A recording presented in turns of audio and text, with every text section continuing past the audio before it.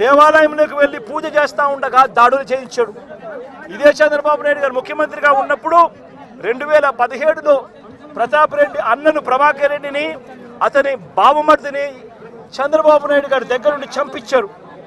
చంపించిన తర్వాత మా ప్రభుత్వం వచ్చిన తర్వాత ప్రతాప్ రెడ్డికి మేము గన్మెన్ సౌకర్యం మేము కల్పిస్తే చంద్రబాబు నాయుడు గారు వచ్చిన తర్వాత ఆ గన్మెన్ను తీసేసి చివరికి ప్రతాప్ రెడ్డిని చంపే కార్యక్రమం చేయడానికి ఏకంగా చంద్రబాబు నాయుడు గారు పురమాయించిన పరిస్థితులు మన కళ్ళ ఎదుటే కనిపిస్తూ ఉన్నాయి. మరోవైపున గత ఏడాది ఆగస్టు 3వ తారీఖున నంద్యాల జిల్లా మహానందిలో శ్రీశైలం నియోజకవర్గంలో సీతారాంపురంలో పసుపులేటి పెద్ద సుబ్బరాయుడు అతి దారుణంగా చంపిన ఘటన కూడా చూసాం. ఆ సుబ్బరాయుడు గారిని సుబ్బరాయుడు అన్నను చంపినప్పుడు నేను కూడా ఆ ఊరికి వెళ్ళి తనను పరామర్శించి ఎంత దారుణంగా చంపారు, జరిగినది ఎంత అన్యాయమో అని చెప్పి కూడా ప్రశ్నించడం జరిగింది. ఆ ఊరు నుంచి కరెక్ట్గా 10-15 నిమిషాల్లోనే జిల్లా హెడ్ క్వార్టర్స్, అక్కడే ఎస్పీ ఉంటాడు. అయినా దగ్గరుండి హత్య చేయించడం జరిగింది. అదే గ్రామంలో వైఎస్ఆర్సీపీకి సంబంధించిన బీసీ నాయకుడు సుబ్బరాయుడును చంపించే కార్యక్రమం. ఆశ్చర్యం ఏమిటంటే సుబ్బరాయుడు కుటుంబ సభ్యులు పోలీసులకు ఫోన్ చేసి 2-3 గంటల కిందట కూడా ఫోన్ చేసి ఊరిలో ఘటన జరగబోతా ఉంది, బయట నుంచి వ్యక్తులందరూ కూడా మోహరించినారు అని చెప్పినా కూడా కనీసం వచ్చి కాపాడే ప్రయత్నం కూడా జరగల. గత ఏడాది జూలై 23వ తారీఖున పల్నాడు జిల్లా పెదకూరుపాడులో కొసూరులో వైఎస్ఆర్సీపీ నాయకుడు ఈద సాంబిరెడ్డిని కూడా ఇనుప రాడ్లతో దారి కాచి రోడ్డులో కారు ఆపి కొట్టి చనిపోయాడని చెప్పి వదిలేసి వెళ్ళిపోయిన ఘటన. చివరకు తను హాస్పిటల్లో చేరడం, బ్రతకడం, ఈ రోజుకి కూడా తనకు 2 కాళ్ళు 2 చేతులు కూడా ఈ రోజుకి కూడా ఆపరేషన్ల మీద ఆపరేషన్ చేసి అవి బతికించే కార్యక్రమాలు చేసే కార్యక్రమాలు ఈ రోజుకి కూడా జరుగుతూ ఉంది. పల్నాడు జిల్లా వినుకొండలో గత ఏడాది జూలై 17వ తారీఖున వైఎస్ఆర్సీపీకి చెందిన రషీద్ అనే యువకుడిని దారుణంగా నరికి చంపిన పరిస్థితులు మన కళ్ళ ఎదుటే కూడా కనిపించాయి. ఈ ఘటన నేషన్ వైడ్ ఢిల్లీలో మేము దీక్ష చేస్తూ రషీద్ను చంపిన నడి రోడ్డు మీద చంపిన ఘటనను కూడా ఢిల్లీలో దీక్షను చేస్తూ యావత్ దేశానికి కూడా చూపించిన పరిస్థితి కూడా చూసాం. చంద్రబాబు నాయుడు గారి పరిపాలనలో ఈరోజు ఏం చేస్తూ ఉన్నారు అనంటే దొంగ సాక్ష్యాలను వీళ్ళే క్రియేట్ చేస్తూ ఉన్నారు. వీళ్ళే దొంగ సాక్ష్యాలను క్రియేట్ చేసి వీళ్ళకు నచ్చని నాయకులందరినీ కూడా ఒక పద్ధతి ప్రకారము కేసుల్లో ఇరికించి జైళ్ళ పాలు చేసే కార్యక్రమము, చంపించే కార్యక్రమాలు దగ్గర నుండి చంద్రబాబు నాయుడు గారు చేస్తూ ఉన్నారు. మొన్ననే పోసాని కృష్ణమురళిని చూసాం. పోసాని కృష్ణమురళి అనే వ్యక్తి సినిమాలో దర్శకుడు.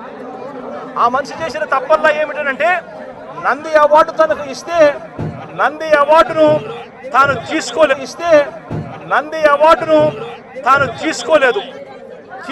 తీసుకోకుండా కుల వివక్ష పాటిస్తున్నారు అని చెప్పి ఒక స్టేట్మెంట్ ఇవ్వడం ఆయన చేసిన తప్పు.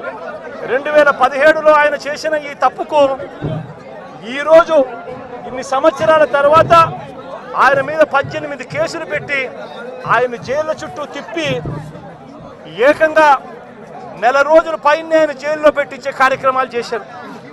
దళిత మాదిగ సామాజిక వర్గానికి సంబంధించిన మాజీ లోక్సభ సభ్యుడు నందిగాం సురేష్ పై తప్పుడు కేసులు పెట్టి ఏకంగా 145 రోజులు అతన్ని జైల్లో పెట్టడం కూడా చేశారు. మాజీ ఎమ్మెల్యే పిల్లని రామకృష్ణారెడ్డి ఇతని మీద కూడా కుట్రపూరితంగా తప్పుడు కేసులు పెట్టి 55 రోజుల పాటు ఇతన్ని కూడా జైల్లో పెట్టించే కార్యక్రమాలు చేశారు. దాడులు చేసేది టీడీపీ వాళ్ళైతే జైల్లో పెట్టింది మా వాళ్ళను, వైఎస్ఆర్సీపీకి సంబంధించిన వాళ్ళను జైల్లో పెడతా ఉన్నారు. పోలీసులు క్రియాశీలక పాత్ర పోషిస్తూ ఉన్నారు. వల్లభనేని వంశీ తాను ఘటనా స్థలంలో లేడు అని చెప్పి ఏకంగా తెలుగుదేశం పార్టీ ఆఫీసు దాడి జరిగిన ఘటనలో తాను లేడు అని చెప్పి ఏకంగా కోర్టులోకి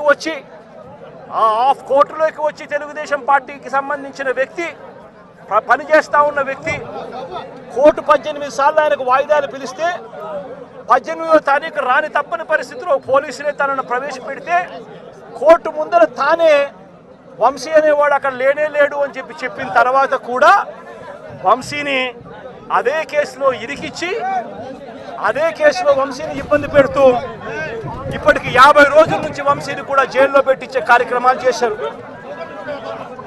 ఇలా రాష్ట్రం మొత్తం మీద రెడ్ బుక్ పరిపాలన సాగిస్తూ ఉన్నారు. ఇదే చంద్రబాబు నాయుడు గారిని అడుగుతాను, అయ్యా చంద్రబాబు, ప్రజల్లో ఏదైనా కూడా మంచి పేరు తెచ్చుకొని రాజకీయాలు చేయడం నేర్చుకోండి. మీరు సూపర్ 6 ఎందుకు అమలు చేయడం లేదు అని చెప్పి ఈరోజు ప్రజలు గట్టిగా నిలదీస్తూ ఉన్నారు. సూపర్ 7 హామీలను ఎందుకు అమలు చేయడం లేదు అని ప్రజలు మిమ్మల్ని గట్టిగా ప్రశ్నిస్తూ ఉన్నారు. ఇలాంటి ప్రశ్నించే సమయంలో ప్రజల గొంతు వినపడకూడదు అని చెప్పి రాష్ట్ర వ్యాప్తంగా రెడ్ బుక్ పాలన మీరు సాగిస్తూ వైఎస్ఆర్సీపీకి సంబంధించిన వాళ్ళు లేదా మీ సూపర్ 6ను మీ సూపర్ 7ను ఎందుకు అమలు చేయడం లేదు అని చెప్పి అడుగుతా ఉన్న ప్రజలను మీరు దయా దాక్షిణ్యం లేకుండా ఈ రకంగా ప్రతి చోట కూడా పోలీసులను ఉపయోగించుకుంటూ ఎమ్మెల్యేలందరినీ కూడా హింసను ప్రోత్సహించండి అని చెప్పి వాళ్ళందరినీ కూడా ఉసగొలుపుతూ రాష్ట్ర వ్యాప్తంగా కూడా మీరు చేస్తూ ఉన్న ఈ దౌర్జన్య కాండ త్వరలోనే ప్రజలు చూస్తూ ఉన్నారు, దేవుడు చూస్తూ ఉన్నాడు. ఖచ్చితంగా మీకు బుద్ధి చెప్పే పరిస్థితి త్వరలోనే వస్తుందని చెప్పి ఈ సందర్భంగా చంద్రబాబు నాయుడు గారికి గట్టిగా మందలిస్తూ చెప్తా ఉన్నా. అదే మాదిరిగా ఇంకొక విషయం కూడా చెప్తా ఉన్నా. అదే విధంగా ఇంకో విషయం కూడా చెప్తా ఉన్నా. ఇదే చంద్రబాబు నాయుడు గారికి చెప్తా ఉన్నా, ఇదే పోలీసులకు చెప్తా ఉన్నా. పోలీసులు ఎవరైతే చంద్రబాబు నాయుడు గారిని మెప్పు కోసం ఎవరైతే పోలీసులు చంద్రబాబు నాయుడు గారి మెప్పు కోసం ఎవరైతే వాళ్ళ టోపీ మీద ఉన్న సింహాలకు సెల్యూట్ చేయకుండా చంద్రబాబు నాయుడు గారికి వాచ్మెన్ల కింద పనిచేస్తా ఉన్న ఆ ప్రతి పోలీస్ అధికారికి చెప్తా ఉన్నా, ఎల్లకాలం చంద్రబాబు నాయుడు గారి పరిపాలన సాగదు.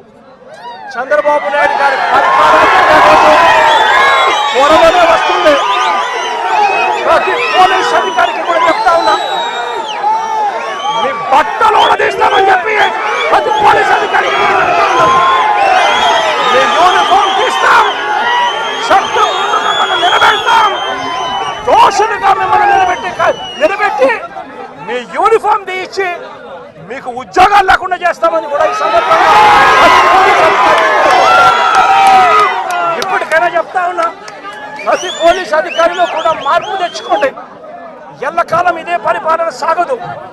మీరు చేసిన ప్రతి పనికి కూడా వడ్డీతో సహా లెక్కేసి మిమ్మల్ని దోషులుగా నిలబెట్టి మీతో కక్కిచ్చే కార్యక్రమం ఖచ్చితంగా చేస్తామని చెప్పి కూడా ఈ సందర్భంగా ప్రతి పోలీస్ అధికారికి కూడా చెప్తా ఉన్నాం.